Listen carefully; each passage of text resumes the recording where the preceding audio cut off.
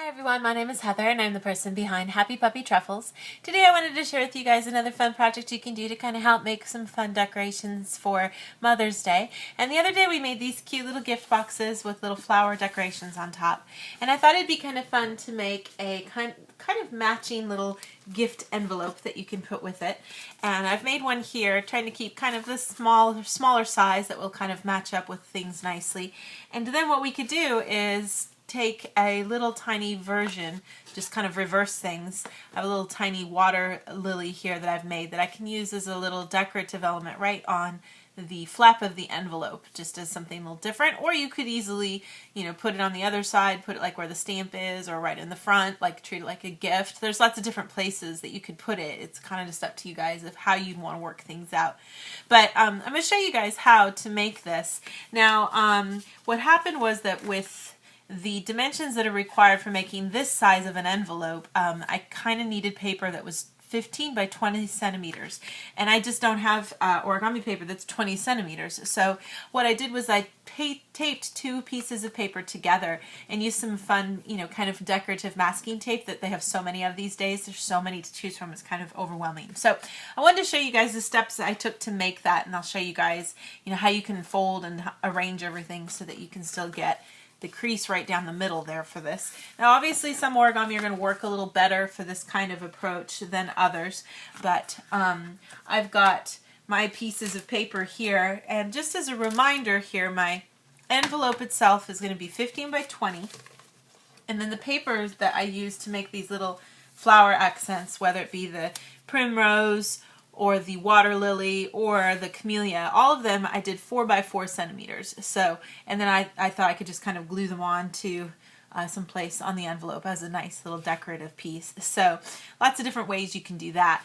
But so like I said, if you happen to have paper that's larger, you can certainly just go straight away into this project and not need to worry about, finding a way to kind of connect things. But if you only have 15 by 15 centimeter paper, which is all I had, what you could do is take the two pieces and put them together.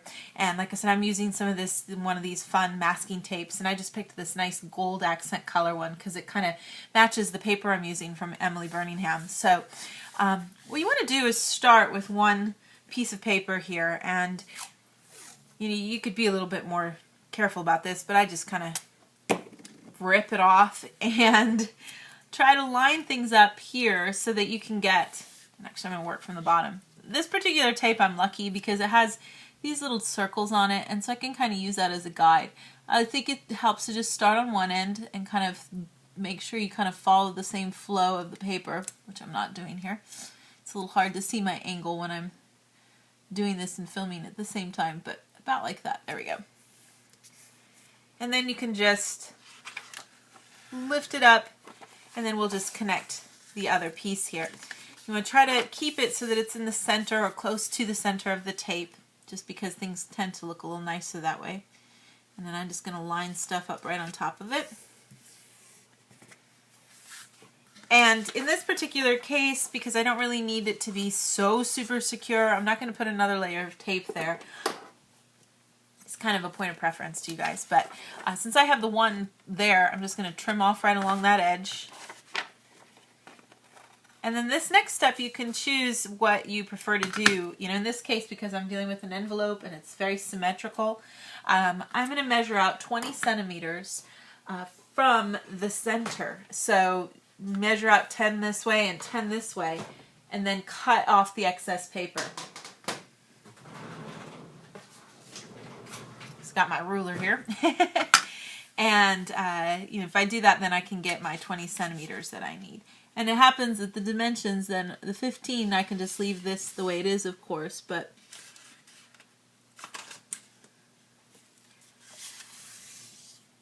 kind of get that started there.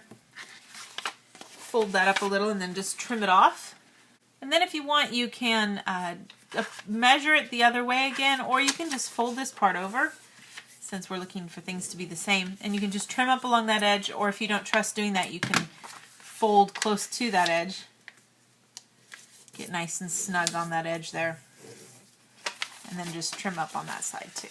So I've got a 15 by 20 sheet of paper now. Now you certainly could have just cut one side and then had this kind of like a tape line be a little asymmetrical, be off to the side and kind of just fold and see what the results are like. It would still look pretty cool, I'm sure. So, but if you recall, when you're making an envelope, we've got this here and we've got the center crease kind of marked because of the center that we have of the paper.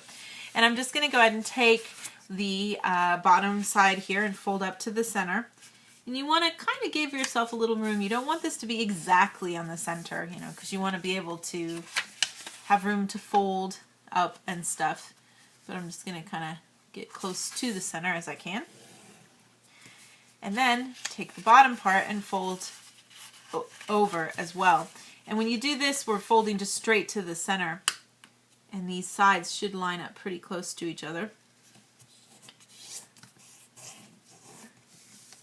Do the other side too.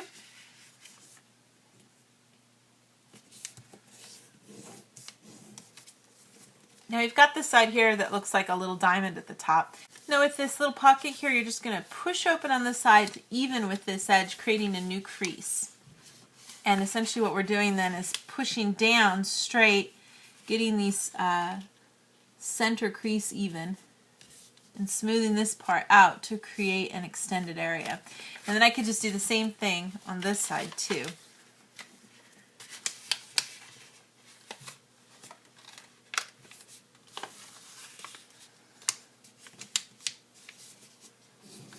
You should be able to get a nice little rectangular shape down here at the bottom then for the bottom of your envelope. And then I'm just going to take these top sides and fold in. And again, here you really definitely want to give yourself a little room because you do need to be able to fold over. And like I'm using top paper, which is pretty thick. So you want to give yourself a little bit more than you might even think, just so that you can be able to more easily fold this whole thing over to complete a finished little envelope. And like I said, I did all these kind of to match the boxes that we've done before so that you can kind of create like a gift set. And then I have the little flowers that I've made that kind of match that. And like I said, you can kind of play around and choose where you want to put this. You can have, like I said, you can have one. Here, I'm going to do this one.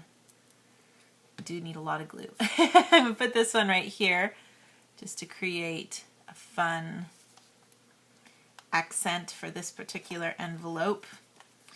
You can also put one on the front, kind of like a bow right there in the middle, so that it looks more like a gift.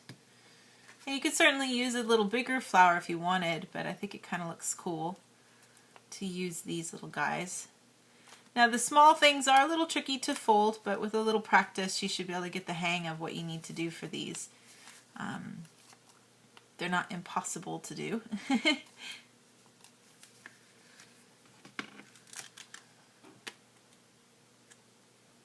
That guy kind of stuck in there. Or, like I said, you can treat it almost like a, you know, stamp almost in some ways. Put it in like the top left corner or something. I guess we put stamps on the top right side. Put the return address over there on the left. I'm just going to put it on the left because it looks a little cool there over there on the side. Oh, where should I put it? Over here? Over there. There we go. We'll treat it like a stamp. I'll put it over here on the right side. But you can see how you can really have some fun with a lot of different origami. A lot of these, you know, two-dimensional origami you can use as a cute accent for a lot of envelopes like this to make something just sort of fun, a little different.